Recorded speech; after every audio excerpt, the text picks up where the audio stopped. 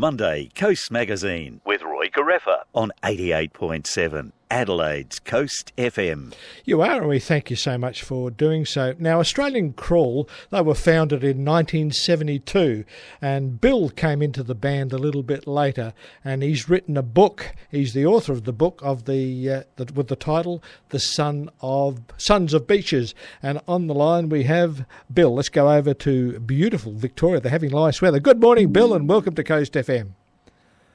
Hello, Roy. And nice to be with you. Yeah, nice to have you here. And you're telling me the weather's pretty nice over there in Victoria as we speak? Well, it's been terrible up until now. Yep. And today is fantastic. We've got some great weather coming up for the next 3 days. Yeah, we're the same. You're getting what we're receiving at the moment. So thank you for sparing some of your time to be here with us on Coast FM, mate. It's all good. Oh, pleasure to be here. Now, you came into the band in early 80s, didn't you? Tell us about that. Well, Roy, the band started in 1979. Oh, 79, did it? I thought it started in 1972. No, 1979, and I was in at the time. The original drummer was James Rain's brother, David Rain. Right. And he was only in the band for a matter of months. And then I rejoined the band because we'd all played together in another band called Spiff Rouch back in 75. So, yeah, I was in basically from the get-go, and then we went into the studio in late 1979 to record The Boys Light Up, our first album. Yeah. Now, let's talk a little bit about what you had 4 or 5 albums, didn't you, in those early 80s? Yes, look, the 3 big albums were Boys Light Up, then Sirocco, yep. which had the track you just played, Errol, on it. Yep. And then we had Sons of Beaches, which is our 3rd album. Then there was an EP/LP, an EP for Australia called Semantics, and an LP version that was going to be released in America. And then there was a final LP called Between a Rock and a Hard Place, which was the 4th and final, or the 5th and final album, depending on how you want to sort of look at it, yep. In 1985, and that was the death knell of the band. Both Guy and I, Guy was sadly passed away by then, and I had left the band. There was only 3 original members of the 6 when they did that fateful, poor-selling 5th record. Right. Now, are you on a hands-free there, Bill? No. Oh, okay. You're not quite as loud, and I've just got to adjust you a little bit more. Okay. Now, so what made you write the book, The Sons of Beaches, Bill? Well, Guy and I had such an extraordinary life together. You know, we lived something that was not quite a normal life. You know, it wasn't your average suburban upbringing. And he and I went overseas. We went up and down the East Coast. We did some amazing adventures. And I wanted to tell those stories. Look, in the book, I don't even mention Australian Crawl until page 131. Right. So there's a lot of unique and exciting adventures that we undertook together, and I wanted to tell the world about them because they were extraordinary. They were very different. And then, of course, our bands, our early bands together, after we finished our sort of travelling overseas, which led on to Australian Crawl, which was one of the biggest bands this country's ever seen. Yeah. So it was a unique story about 2 brothers. Yep. You know, Roy, I have to tell you this. It's not an Australian Crawl book. It's a book about the McDonough brothers and our lives together. Yep. But Australian Crawl was a big part of that. And yep. naturally, you get the story of Australian Crawl in the book. Yeah. So you talk about Guy's death a little bit. Now that would have been a tragic thing for you especially, being his very close brother in 1984. Yes, it was an absolutely heartbreaking, devastating moment for, the band and for the family. You can't prepare yourselves for that type of tragedy. He died way too young, and, it took me 5 years, Roy, to get over it. Right. I couldn't stop crying for 5 years. And, gradually, bit by bit, you move on with life. Yeah. So, yeah, it was very tough at the time. Yeah, so tell us a couple of these adventures that you went on overseas. Tell us a little bit about that. Well, I don't want to give too much away, Roy. No. I want people to still go and buy the book because it's a fantastic read. Everyone that's read it loves it, and I haven't had a bad review from the pros. Yeah. So I must have done something right. But just to give you an indication, one of the stories I tell in the book is about an amazing trip that we did on a 52-foot sailing yacht from Indonesia, and we were setting sail for the east coast of Africa. Wow. And look, essentially what happened was that we ran into a spot of bother and we ended up getting marooned on Christmas Island, the Australian territory. And so we were marooned on Christmas Island. We were accommodated in the jail and then deported back to Singapore. Oh, wow. Yeah, wow. Yeah, we got ourselves into a lot of trouble on those trips. But we'll have to buy the book to find out exactly what happened there. But now let's move on. Okay, well, Guy's death was in 1984. He died from an injection of vitamins. That's a strange one, isn't it? Well, look, to be truthful, and I do state this in the book, it's a warts and all book. I haven't held back, Roy. I tell exactly what happened with Guy and with me throughout our lives. About what happened to Guy and his, misuse of drugs as a big rock star in Australian crawl, which led to him, being treated for, some health issues. Yeah. And part of that sort of detox, get well again situation, we got him off of the grog and the bags and the drugs, and he was just receiving a vitamin injection, but unfortunately that injection wasn't sterile, and really? He became terribly sick. He ended up in hospital, and he never recovered. Wow. Yeah. We know in the 80s drugs were rife with most bands, weren't they? And it's just a sad tale of what happened in those early years, or the hard years of rock and roll, and drugs, and it was just rife everywhere, wasn't it? Well, it is. It's sex and drugs and rock and roll. They all go hand in hand. Yeah. I reckon they still do. I mean, I'm an old boy now, but looking at rock and roll these days, nothing's really changed that much. Okay. So look, drugs, fags, grog, cocaine, all that sort of stuff is all part and parcel of what you did as a rock and roller back in the 80s. Yeah.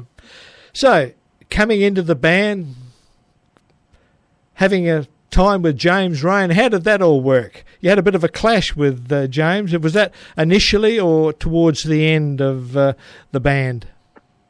No, look, when I came into the band, which I said was, before we did our first big record, we were just a very young band, basically brand new. We were playing little clubs and pubs in Melbourne, to 10 people, 20 people.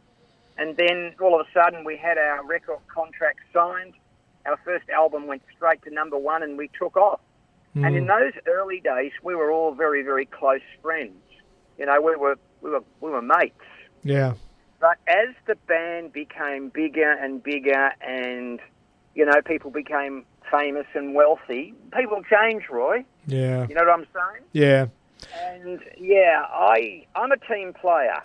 I don't like people who try and control companies or bands. And look, I ended up clashing with James because I just didn't like the way he dictated certain directions. So, has that relationship improved of late or not? Well, no, unfortunately it hasn't. And again, I explain that in the book. And it's not my doing. James elects to do all his business at arm's length. Yeah. Now, that's his choice, and I respect that, Roy. Yeah. But it's not the way I do business.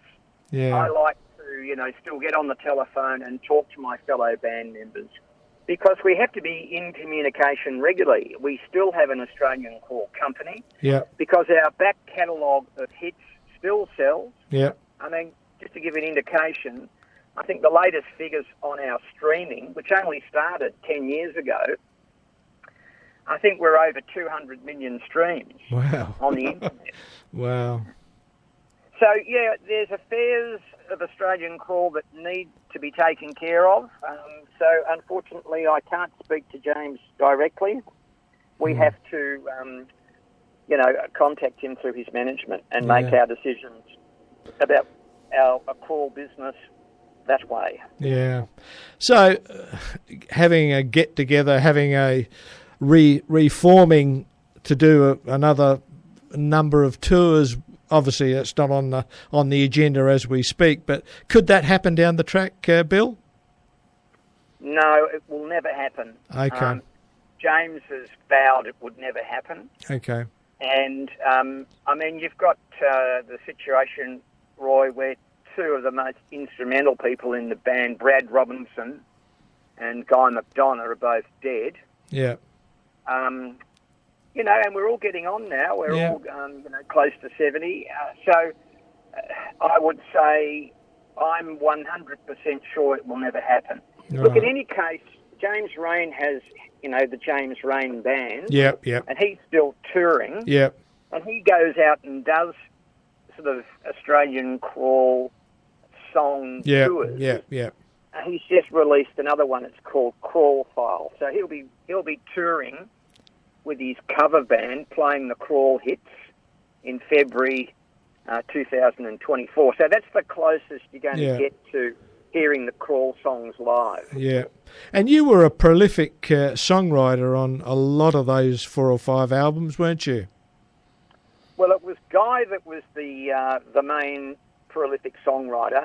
Look, I really did play second fiddle. Guy wrote some absolute classic hits by himself with James Rain and also with another guy called Sean Higgins. Classics like Downhearted and Errol and Oh No, Not You Again, Things Don't Seem, all the big hits Guy wrote. He wrote as many big hits, if not more, than James Rain. Okay. Yeah. Oh, look, I was no slouch. I wrote a few hits. I co-wrote Downhearted, Indisposed. I wrote Shutdown, which was the first single off the third album, which we did in America. So yeah, I had a few hits there. Well, that's the thing, you're a bit modest there, Bill, but, it's just one of those stories that evolved, and this book sounds like a very interesting read. So people can get this book at normal book places. How do they get one? Well, any good bookstore will have it. Yep. And if they don't have it, you just say, get it in, please, order it in for me. But, look, you can get it in some of the big outlets like Big W. Yep. Okay, and you could also order it online. Right. Through Booktopia. Beautiful.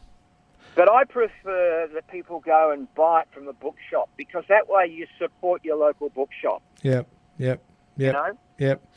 Well, that's great, Bill. Now, what's next in store for Bill? Well, I'm just hoping, I've got a lot more press to do to promote the book. I've got more interviews to do over the forthcoming couple of weeks heading into Christmas. And I'm hoping that the book does sell very well. I do want to write another book. I've got an idea for a second book.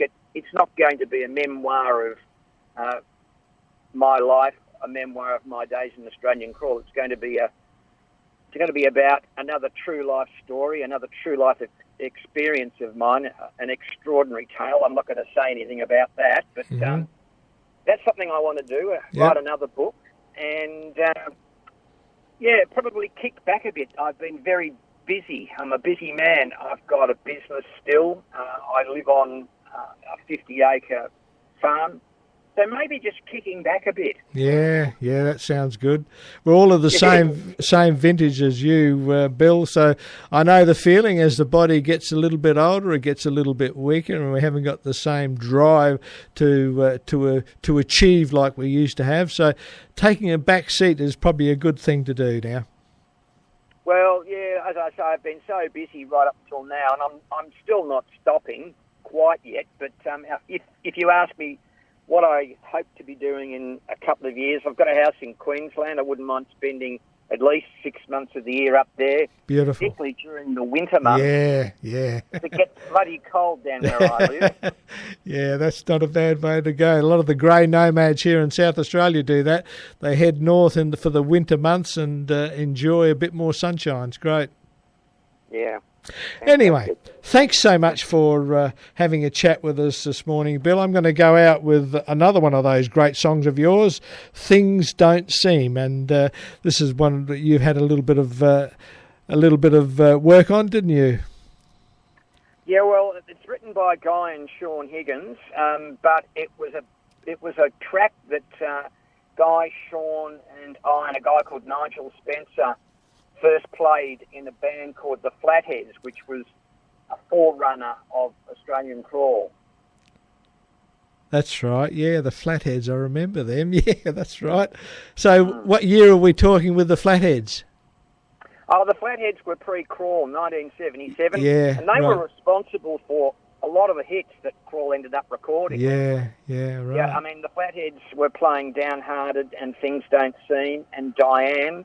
Yeah. And they're 3 tracks that Crawl ended up recording over 3 albums. Right. And I didn't have a hand in writing those, but I was in the band that first created them and performed them. Beautiful. Before Crawl. Beautiful. Well, again, thanks so much, Bill, and all success with this book. Well, thank you, Roy, and I encourage everybody to go out and buy a copy for Christmas because it's a fantastic read, if I may say so myself. Good on you, mate. Have a great day, and thanks again. Okay. Thanks, Roy.